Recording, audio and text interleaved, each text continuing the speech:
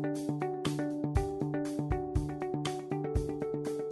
afternoon, good morning. This is Mark Johnson from Loyalty360. Hope everyone's happy, safe, and well. I want to welcome you back to another edition of our Loyalty360 Leaders in Customer Loyalty series. In this series, we talk to the brand leaders about what they are seeing and hearing on the front lines of customer, channel, and brand loyalty.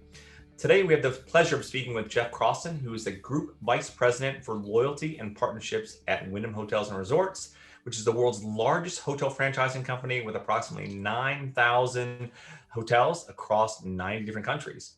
Some good news, Wyndham won a plethora of awards at the recent Loyalty360 Awards program, including a platinum in the customer insights and metrics, platinum in the customer experience strategy category, a bronze in the incentive and reward design, and the highest honor, the platinum in the 360-degree category for overall excellence. Congratulations on the win. Thank you very much, Mark. Absolutely. And again, thanks for taking the time to talk to us today. Looking forward to discussions. Always very interesting to hear what Wyndham is up to, and talking about some of your award wins. I think it would be great to hear about as well. Sure. So can you tell us a little bit about yourself, what you do, what Wyndham, maybe some personal things that you like to do as well, maybe a fun fact. We used to ask a fun fact question, what do you do, Wyndham, and a little bit about yourself. Sure. So I've been at Wyndham for, I guess, about 4 years now. Before Wyndham, I was at American Express for about 5 years. At Wyndham, I head up our loyalty program, which incorporates the loyalty program, all of our partnerships that we have, and the credit card partnerships that we have as well. Fun fact, it's during the pandemic now, so there's not too much fun going on, but I was telling this earlier, I work out of my bedroom closet, so that's hence the virtual background here. So that's a fun pandemic fact for you. That's a good, that's a nice scenery for your bedroom closet there. I like that. Yes. So for those who may not be aware, can you give us a kind of a brief overview, kind of short history of Wyndham, all that you offer and what you guys do? Yeah, sure. So as you mentioned, we're the world's largest hotel franchising company. We've got 20 brands, over 9,000 properties. And all of those are really brought together with our award-winning loyalty program, Wyndham Rewards, which is really focused on being generous, simple, and aspirational. And we're really designed to service the everyday traveler. So we've got a really strong footprint in the economy and mid-scale hotel space specifically, and that's really where we're focused. Okay. So before we get to the awards, I know that you guys just rolled out a new mobile checkout, check-in and checkout process for nearly, I think, 6,000 different hotels in North America. Can you tell us about the rollout and the benefits of the new offering? Yep. Yeah, this is something we're really excited about. So there's obviously always been a desire to make check-in and check-out easier. But during the pandemic, that is intensified even further as people just want a lower contact solution. So mobile check-in is something that's always, or not always, but has been in the lodging industry for a fair bit of time now. But we're really the first ones to bring it to such a large scale and really bring it to the everyday traveler in the economy mid-scale space. So we think it's going to make check-in a lot quicker, more seamless, and easier. And it's going to help drive some direct business for our franchisees as well, which is great. Okay, interesting. Was that kind of a challenge to sell in potentially with the franchisees? Because I would think there were some nice incremental costs associated with that during the pandemic, though, or it's just the benefit of having it really outweigh the cost, I would think, as well, especially during the pandemic. Yeah, so there's no incremental cost to our franchisees for the mobile check-in experience. So there wasn't a big selling process. They were all very on board with it. Okay, great. Interesting. Well, that's great to hear. It's a great feature to have for sure. You also kind of refreshed your monthly email, kind of the approach, how you're targeting and looking at the email, kind of that engagement for the customer experience. Yep. Can you tell us about the new kind of engagement approach and what that means for your brand? Yeah, absolutely. So this is something we're also really excited about. We really approached all of this with a member-first mentality. So we're just very focused on making sure that we're providing value to our members with everything that we do, whether that's a broad scale offer or a more targeted message for our members. We're very focused within our email specifically and having strong call to actions so that we're always providing something that's relevant and actionable for our members. And one thing that's been interesting to see through 2020, through the pandemic, was how we've been able to pivot our email strategy specifically. So early on in the pandemic, during the March, April timeframe, when really nobody was traveling, we were very focused on marketing some of our non-travel based partnerships because we know that people still wanted to engage with the program but weren't traveling. So thinking about partnership like we have with Home Chef, or our co-branded credit card, or points.com, which is a platform where you can buy and gift Wyndham Rewards points. That was what we were talking about during that time frame. Once people started to get back to traveling a little bit, we pivoted to be focused more on loyalty offers and really leveraging the strength and the value of the Wyndham Rewards program to help drive occupancy to our hotels. Okay, great. I know one of the reasons that you won in the customer experience. Is your most powerful tool. Oh, what was that? Sorry. Let's ask that question again. I'm not sure what happened there. Wyndham recently won. Let's try this for the fourth time. Let's see. One of the reasons that Wyndham won the customer experience strategy, it seemed to be that your communications now seem to work very holistically versus maybe in isolation, right? Understanding the customers, how they experience the brand, kind of what their expectations are. How do you unite that communication process? Yeah, that's a great question. So I think one of the biggest things that we did was having a lot of leadership buy-in. So it took a lot of organizational change to try to centralize all of that. We moved from channel owners to really having a central point of excellence that owned the consumer touch points across all of those various channels. And what we've seen in the data is that as consumers see the same message or the same offer in multiple channels, it really drives conversion. And we've seen a lift in conversion when we're doing that. And once we started to see that, it became even easier to further bring together that central point of excellence. One of the things that we're very focused on this, again, across channels, is getting more and more personalized. So we know which of our members have our co-branded credit card. We know which of our members have engaged with our partnerships.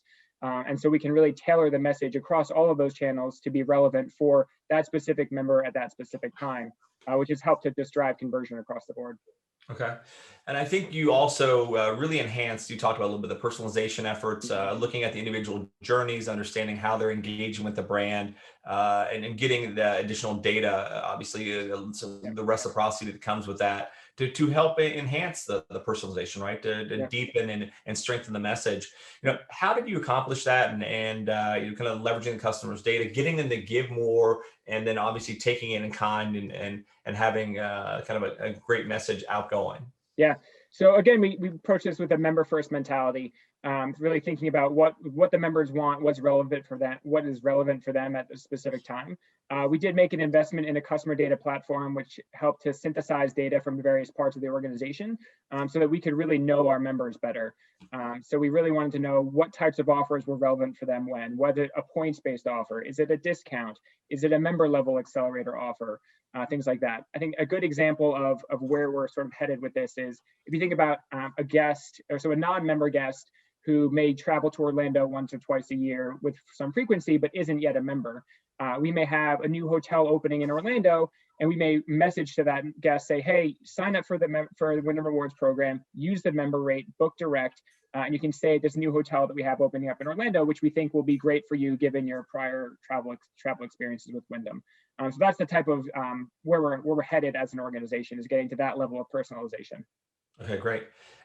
As you moved away from that one size fits all, that kind of mass approach, leveraging obviously the CDP and being able to have those disparate data points and kind of action them within the system, how have you kind of looked or kind of made effective the segmentation, communicating to them, kind of engaging them with targeted offers? What was the result of some of those campaigns in that process? Sure. So this was something that was a long time in the works. There's a lot of customer research and segmentation to understand how our members were behaving, both within our hotel, but then also within our competitors, to know what sort of share of wallet we had, how many stays they had to give, were they frequent travelers, infrequent travelers, did they prefer economy, mid-scale, upscale, et cetera.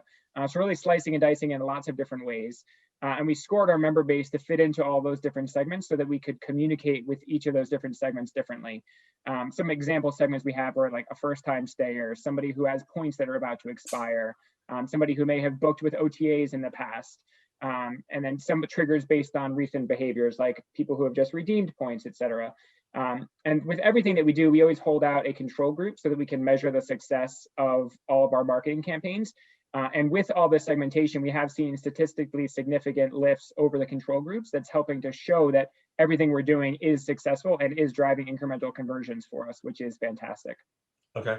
And emotional loyalty is something that's very important to brands. A lot of discussion about how to get there, what it means. We actually just finished our first industry paper. It should be out in the next day or so. Tim and his team did a really good job. We talked with brands and suppliers, obviously kind of a unique challenge, but a great opportunity. And what does emotional loyalty mean to your brand, and how do you measure it? Yeah, it's a great question too. So I think times like this during the pandemic are really interesting because I think these are an opportunistic time to really build and define loyalty with our members. And we've approached it in a number of ways. One, the Count on Us initiative, which we launched earlier this year, was really a commitment that we're making to our members and our guests to show that we want to be clean and safe across all of our hotels. And then the second is we're staying very focused on our Wyndham Rewards offers and very focused on leveraging those points offers to try to drive occupancy from our members and show them that we're here to support them. And continuing with that thought of supporting our members, we've made a number of program adaptations throughout the COVID timeframe. So we've extended our points expiration window.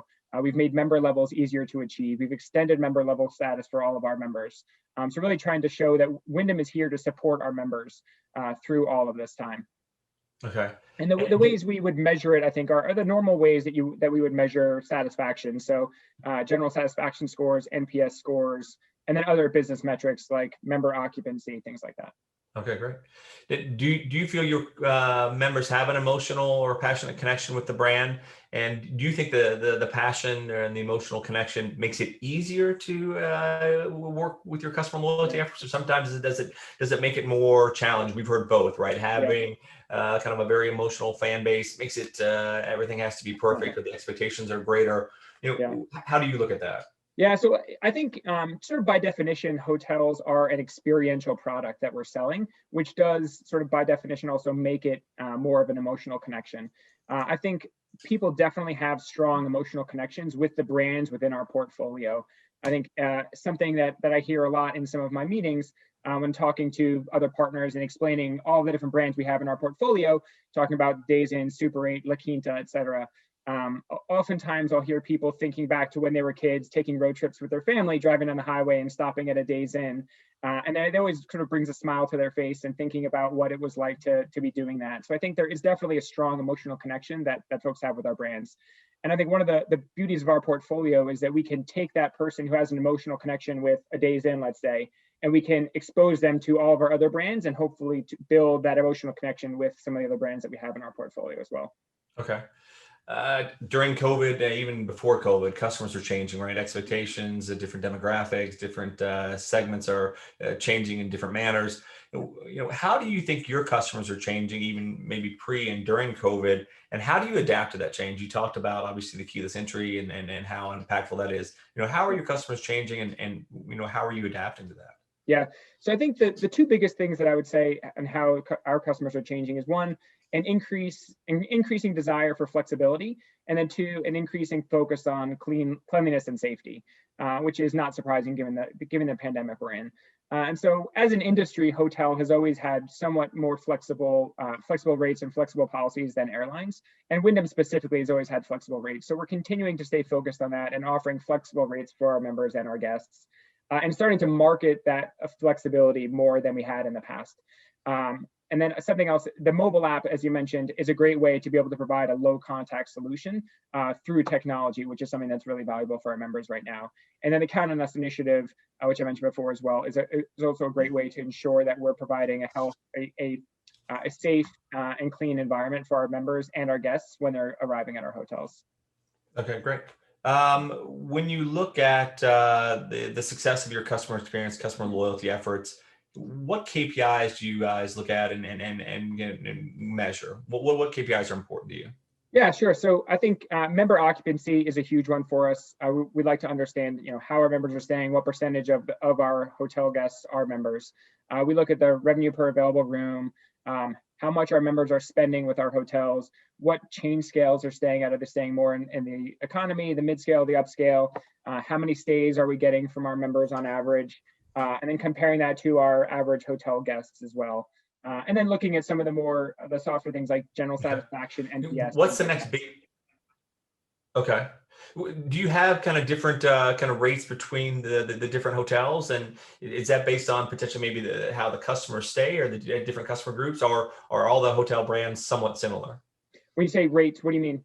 Like from the KPIs, like for Oh, the CSAT and customer got satisfaction, it, got those it. different. Yeah, so they all vary across the board between chain scale and between brands. So we really look more on a time scale, like are they improving or are they getting worse for members at all those different chain scales is something that we look at.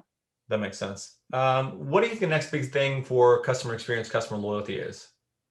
That's an interesting question. So I think there's a couple of things that we're going to be focused on over the coming years. One is we've made a big push towards really going deep into member offers and trying to focus on member offers and points-based offers as the biggest way to drive occupancy, as opposed to providing really deep discounts. So it's a way to drive both enrollments because you have to be a member to earn points, and also drive direct bookings because you have to book direct to get these great member offers. So that's one thing that we have been very focused on this year, or in 2020, and it will be in 2021 and in the coming years as well. And then the next thing is continued personalization. Like I mentioned, I think personalization is something that we're never going to get to an endpoint where we are personalized enough. So I think we're going to continue to make enhancements and refinements on all of our personalization strategy and getting more and more personalized in all of our messaging across all of our channels. And then the last thing I'd mention is that we're always very focused on partnerships and what new and interesting partnerships will be relevant for our members, given what the business environment is like at the time. Okay. How does your brand differ from the competitive entities? Or, for obviously you guys have won a number of awards with us. We have other hotel chains that are as well, part of the group that haven't done as well. You guys seem to do a great deal with innovation. Are you guys kind of leading the pack and you have other follow, or how do you think that your efforts are different than your competitors set? Yeah, I think two of the things that I think set us apart. One is that we're just so focused on the everyday traveler. So that we're really focused on leisure travelers and on the everyday business traveler who are staying at our economy and mid-scale hotels. And I think that sort of separates us from a lot of our competitors. And then the second thing is that we're very focused on drive-to markets and road trippers. And I think you can see that play out in a number of the things that we've done strategically over the last few years. We launched a partnership with Marathon Gas, which we've seen great results in, where people can earn and redeem their points for gas at Marathon gas stations, which are strong in the Midwest and in the Southeast. And then the second thing is in our new credit cards that we just launched in September of 2020, we included gas in the highest accelerated earn category for those credit cards because we know that people want to drive. They want to drive to markets right now, especially during the pandemic, because that's the easiest and safest way for folks to travel now. So I think those are a couple of the ways that I see us as being different than our competitors. Okay. And what can Loyalty360 do to help you with your customer loyalty journey, with your customer loyalty efforts? I think the value that Loyalty360 brings is just the opportunity to network with like-minded individuals who are really invested in loyalty across different industries. And it's really interesting to hear their perspective, their point of view, what they're seeing in the market, especially in times like this where things are so dynamic and things are changing on a daily basis. It feels like it's great to be able to hear that feedback and see what other people are doing and how they're adapting to the current environment, so that we can take that into account and we can incorporate that into our future strategic plans. Great. Well, Geoff, as always, that's great talking with you. And congratulations on the 3-4 wins at the conference, especially taking home the top award. It was great to see what you guys are doing and continue to do. And look forward to learning more and hearing more from Wyndham in 2021. Thanks so much, Mark. It was great speaking with you. Perfect. Thank you, sir.